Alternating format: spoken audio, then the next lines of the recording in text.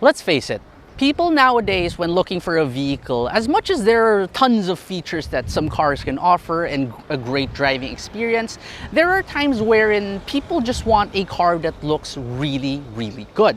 And this car right here is not just one that can make you look good, but it can even make you look pretty dashing. This is the 2023 Jetour Dashing. Today, let's see if this car is truly any good.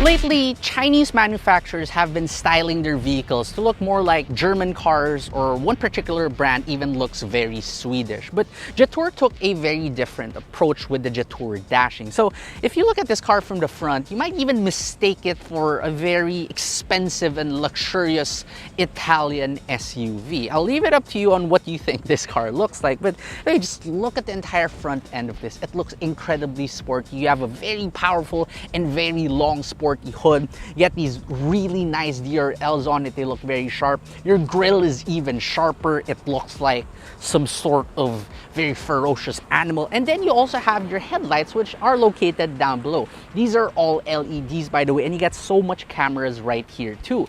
Now move towards the side of the Jetour Dashing, and more of that sporty appeal continues. Aside from the hood being way longer than the overhang, all these lines on the side, well, damn, they look very sporty. Even your rims, you get 19 inches as standard, but they are wrapped in 1Li tires. Now you're gonna ask me, okay, so how do we open this vehicle? There don't seem to be any door handles. Well, there are. Just like a lot of very expensive luxury cars out there, the Jetour Dashing now comes with pop-out door handles, and for as long as you unlock the vehicle using your Rubik's Cube key, these door handles will simply pop out like that, and you can just grab them.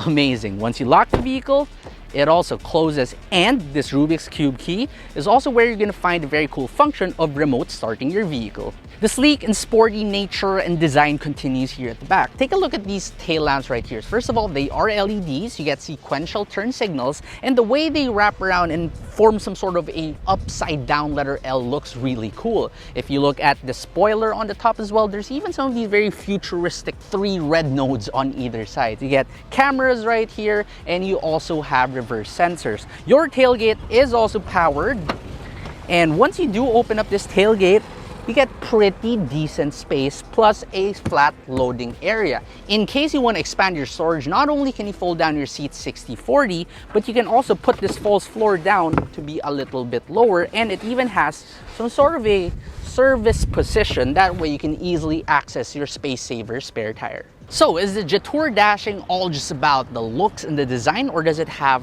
the engine to back it up? Well, this has a 1.5 liter turbocharged gasoline engine making 156 horsepower and 230 Newton meters of torque. It's not the fastest out there, it doesn't have the highest output in its class, but it is still pretty respectable. It is mated to a 6-speed dual clutch transmission, and what's interesting right here is that if you take a look at the engine cover, there's even a Chery logo on it, because Jetour is actually a subsidiary of Chery in China. Moving inside the interior of the Jetour Dashing, first we check the door. And that sounds pretty good, not bad.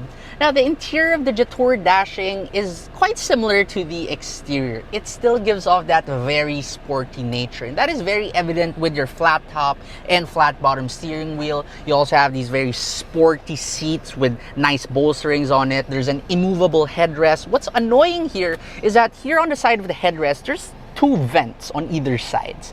In the Chinese version of the Jetour Dashing, you get speakers right there, but unfortunately we don't get it here. But they still have this reminder that we don't have the best spec out there. Nonetheless, the seats, not only are they power adjustable for both the driver's side and the passenger side, which is pretty rare in this class, but you even get lumbar adjustments for the driver's side. Amazing. Now moving on to your dashboard, all the materials are pretty much soft touch. So you check your dashboard, the middle part of the dashboard, even the sides of your doors. However, the material they use, they're not the softest out there, so they're just minimally soft touch. And the plastic bits that are not covered in soft touch material, such as this center console, well, it's a little bit on the slightly more flimsier side, but overall, not too bad. You have a very tiny instrument cluster, but it tells you all your important information. And here on the center, you have an even bigger touchscreen with a 540-degree view camera. And unfortunately, you don't get Apple CarPlay nor Android Auto. What I absolutely dislike about these newer vehicles, though, is like all your settings are located inside this infotainment screen. So if you want to adjust your aircon settings, they're all here. If you want to check your trip computer, they're also all here. Speaking of that trip computer, though, there's unfortunately no way to reset it. So I have no idea what the fuel economy is of this vehicle right now. Now, some other interesting things about this, you don't even get a switch to adjust your side mirror.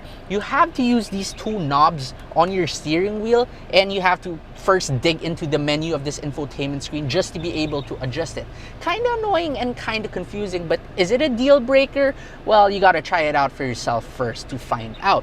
Moving further down below, you have a wireless charging pad, which is pretty fast. You have a 12-volt outlet, which can output up to 120 watts, and you even have a USB-C port right here, which can output 60 watts. That's crazy. You can even charge a MacBook Pro right here. You have an electronic shifter. You have also an electronic parking brake, but it's located on the left. And you also get a panoramic sunroof on the top. Plus, you also get 6 airbags. As for advanced driver assistance systems, unfortunately, you barely get any, but you do get blind spot monitoring system. Now for the rear seats, check the door. It's about okay. In fact, it's a little bit better than the front too, as with most cars. Now, when you're seated back here, it feels kind of weird at first because you sit super low. The seats make you feel like you are riding a sedan. But the trade-off for that, the positive trade-off for that, is that you get so much room right here. Not just leg room, but even headroom because of just how low it is. You also have this armrest with 2 cup holders. You have 2 air vents. You have a USB port. And you even have these like butterfly headrests, which kind of just cradle your head. That way you don't get whipped on about as someone is driving fast. You also get some jug holders right here and extra storage. Now, I really like the back seats of the Jetour Dashing because aside from, well, having that much space, it has a pretty neat trick. First of all, you have privacy glass. So these are factory tinted glass. And there's even a button right here on either side where you push it and it activates the voice control function of the dashing. So for example, I press this button. I am listening. Open all windows. And it's gonna open everything. That is just so cool. Now, finally, if you want to see 3 people right here, it's also so much doable because the floor is completely flat and the car, it does feel pretty wide. So now we drive the Jetour Dashing, and if you look at this car from the exterior, you might think that it also drives very sportily, but quite the contrary, it's really a comfort-oriented cruiser. It deals with speed bumps and potholes and uneven roads really well.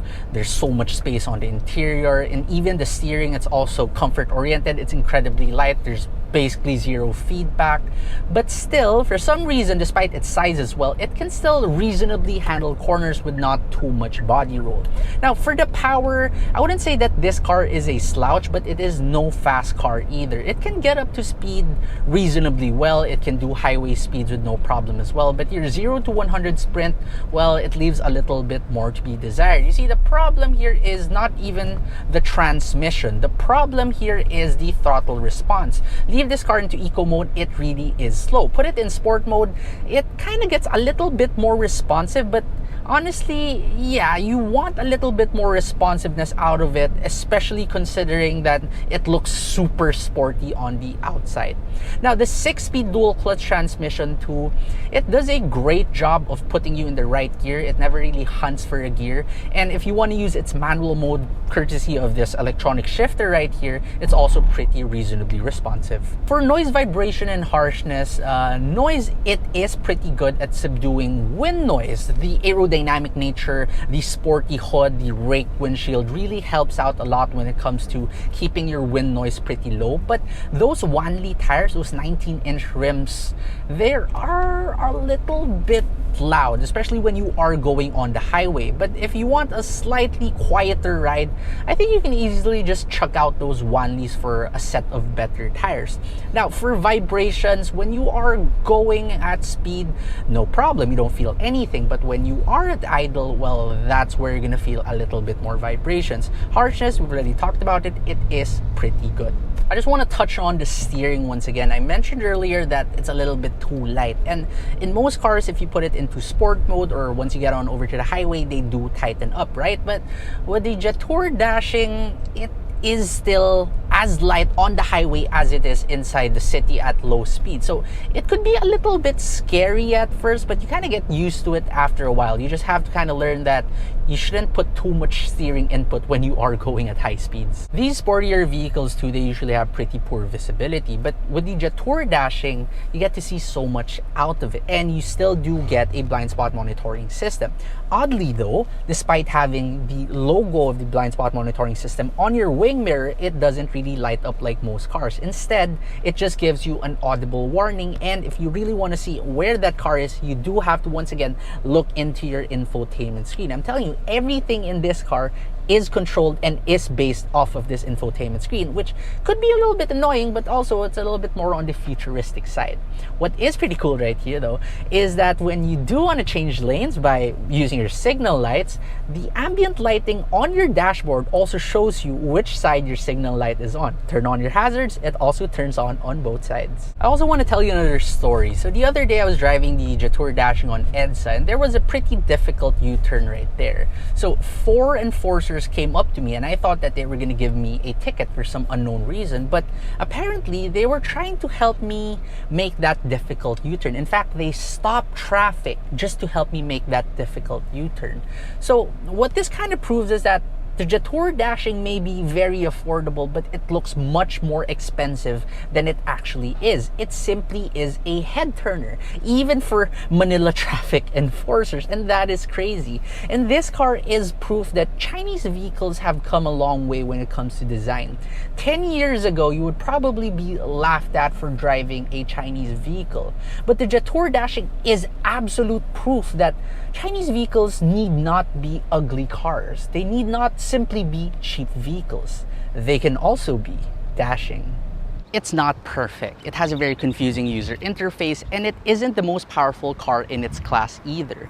However, with the price tag of 1,329,000 pesos and with a design that can launch 1,000 ships, I think this is still one of the most desirable cars that you can currently get here in the country.